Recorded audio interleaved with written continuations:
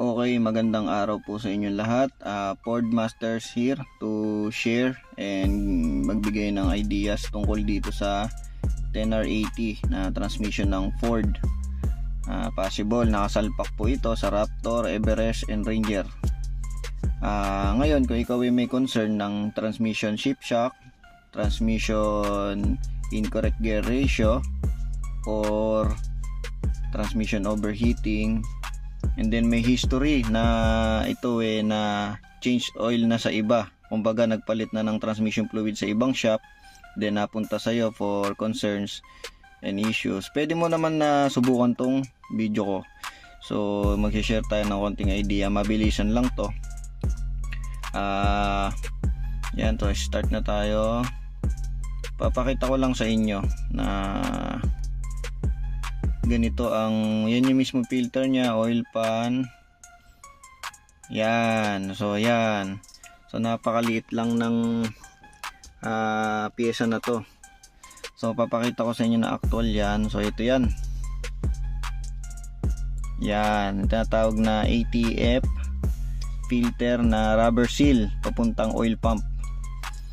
Ayan, kung makikita nyo, binsido yung rubber, no? So sample ko lang to. Yan.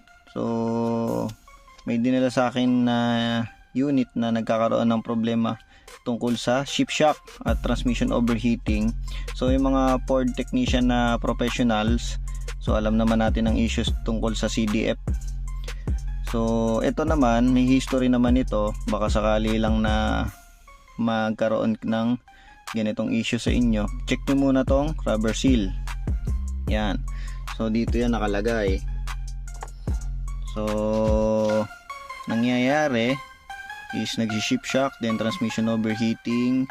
So bago nyo palitan ng ATF filter ulit, make sure na nakasit ng properly yan, kasi pag nagkaroon ng singaw yan, magkakandalotche-letse yan hanggang sa mauwi kayo sa bukas ng transmission.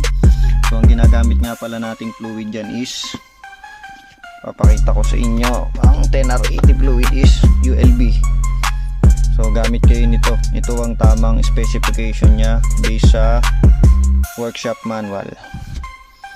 Okay, so paano? So ayan, pagka na-reach nyo na yung 96 degrees Celsius ng transmission, parameter data lagay ng TFT, ayan, check nyo yan sa dipstick, kailangan naka-B.